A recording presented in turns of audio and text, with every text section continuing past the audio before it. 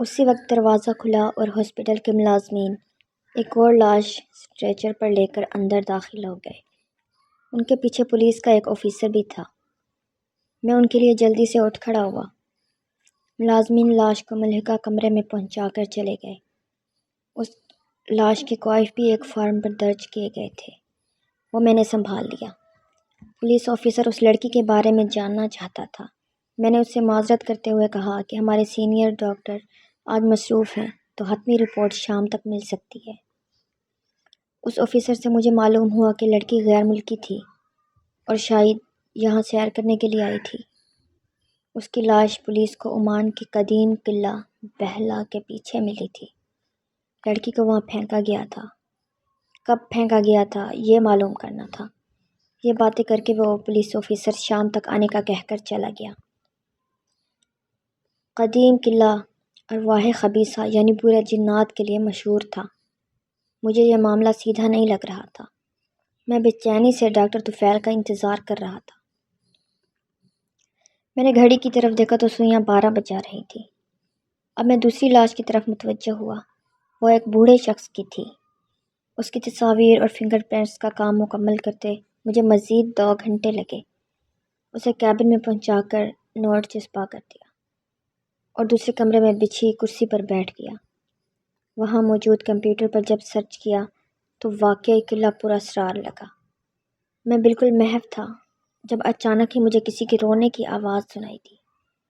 میں نے چونک کر سر اٹھایا۔ اسی وقت روشنی معطل ہو گئی اور ایک لمحے میں سرخ رنگ کی روشنی کمرے میں پھیل گئی۔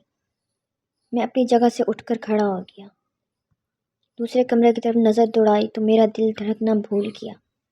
کمرے کے درمیان میں کوئی گھٹنوں میں سر دیے بیٹھا تھا۔ وہ ایک لڑکی تھی۔ میرا گلا اینٹھنے لگا، آواز گلے میں پھنس گئی۔ وہ رونے کی آواز اسی کی تھی۔ میرا دماغ سائیں سائیں کر رہا تھا۔ مجھے ایسا لگ رہا تھا کہ میں ابھی گر کر بے ہوش ہو جاؤں گا۔ اسی دم اس لڑکی نے سر اٹھایا۔ اس کی آنکھیں بالکل سیاہ تھیں، سفید پتلیوں کے بغیر۔ اس نے منہ کھولا اور ایک تیز چیخ کی آواز اس کے حلق سے نکلی، جیسے کوئی تیز سیٹی ہو۔ میرے کانوں کے پردے پھٹنے لگے۔ میں تیورا کر فرش پہ گر گیا اور پھر مجھے کوئی ہوش نہ تھا۔ جب میری آنکھیں کھلی تو میں مردہ خانے میں ہی ایک بستر پہ لیٹا ہوا تھا اور ڈاکٹر طفیل اور ڈاکٹر الباقر میرے سامنے کھڑے تھے۔ میں نے گھبرا کر اس لاش کے بارے میں بتانا چاہا مگر انہوں نے مجھے خاموش کروا دیا۔ ڈاکٹر طفیل کا کہنا تھا کہ مجھے ذہنی دباؤ کا سامنا ہوا ہے اور کچھ نہیں۔ میں خاموش ہو گیا۔ ڈاکٹر الباقر کے جانے کے بعد انہوں نے مجھ سے تفصیل پوچھی جو میں نے پوری طرح بیان کی۔ ان نے فوراً ساتھ والے کمرے میں جا کر بیان کردہ مطلوبہ کیبن کھولا، ٹرے باہر نکالی۔ لاش اسی طرح تھی جیسے میں نے اس کو رکھا تھا۔ تو کیا وہ سب میرا وہم تھا؟ میں سمجھ نہیں پا رہا تھا۔ میں بستر سے اٹھ گیا اور ان کے ساتھ مل کر لاش پوسٹ مارٹم کے میز پہ منتقل کی۔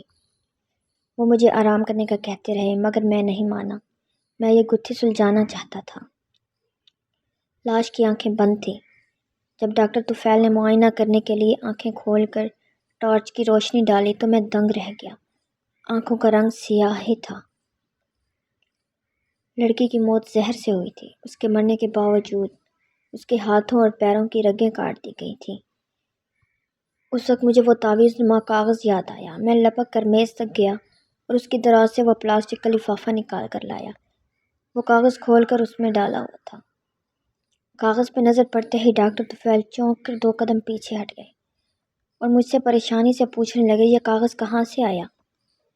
میں نے بتایا کہ یہ لاش کے منہ کے اندر تھا۔ وہ بولے، تم نے اسے ہاتھ لگایا؟ میں نے اس بات میں سر ہلایا تو وہ پریشانی میں کچھ بڑبڑانے لگے، پھر سب کام چھوڑ کر کرسی پر بیٹھ گئے اور سر تھام لیا۔ میں بھی پریشان ہو گیا۔ ان کے سامنے جا کر میں نے پوچھا، یہ کیا ہے؟ جو تفصیلات انہوں نے بتائیں اسے سن کر میرا دماغ بھی چکرا گیا۔ یہودیت میں کسی پہ جادو کرنا ہوتا ہے، یہی کاغذ پہ تھا۔ یہ لڑکی یہودی نسل کی تھی مگر کسی کے ظلم کا نشانہ بن چکی تھی۔ اس کو بچانے کی کوششیں ناکام گئی تو قتل کر دی گئی۔ اب سارا معاملہ سامنے تھا۔ تفتیش تو پولیس نے کرنی تھی، مگر وہ پراسرار لڑکی مجھے کیوں دکھائی دی؟ ڈاکٹر طفیل کے مطابق جب اس کاغذ کو جس میں ناقابل فہم زبان درج تھی اس کے منہ میں ڈالا گیا تو ایک طرح سے اس عفریت کو قید کیا گیا تھا اس کے جسم میں۔ مگر میں نے یہ کاغذ نکال لیا تھا اور اس کو رہائی مل گئی تھی، تبھی وہ مجھے نظر آئی۔ اچانک میرا سر بھاری ہونے لگا۔ معاملہ سمجھ کر میں نفسیاتی طور پر ایک عجیب سے خوف میں مبتلا ہو گیا تھا۔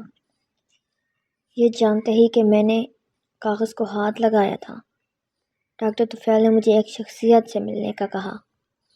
شام کو ہی میں ان کے ساتھ ان کے بتائے ہوئے پتے پر پہنچا تو معلوم ہوا کہ وہ ایک روحانی بزرگ ہیں۔ وہ ایک خوش اخلاق اور پر نور انسان تھے۔ ڈاکٹر طفیل بھی میرے ہمراہ تھے۔ تمام معاملہ ان کے گوش گزار کیا۔ انہوں نے میرے سر پر ہاتھ رکھا اور میں جیسے گہری نیند میں چلا گیا۔ میرے چاروں طرف آوازیں تھیں مگر گہرا اندھیرا چھایا تھا۔ میں ان آوازوں کو سمجھ نہیں پا رہا تھا۔ میرا ذہن جیسے کسی کی مٹھی میں تھا۔ اچانک مجھے ایک آواز سنائی دی، حسن، حسن، اور میں اس آواز کی طرف بڑھنے لگا۔ دور سے ایک روشنی دکھائی دے رہی تھی، میں اس کی طرف جیسے بھاگنے لگا۔ پھر آواز آئی، حسن کلمہ پڑھو۔ لا الہ الا اللہ، میرے دل نے تکرار شروع کر دی۔ اسی وقت جیسے میں کہیں سے اٹھا کر پٹخ دیا گیا، میری آنکھیں کھل گئیں۔ میں ان روحانی بزرگ کے سامنے بیٹھا تھا۔ میرے جسم کا رواں رواں درد میں ڈوبا تھا۔ انہوں نے ایک مٹی کا پیالہ مجھے دیا، اس میں پانی تھا۔ میرا حلق خشک تھا۔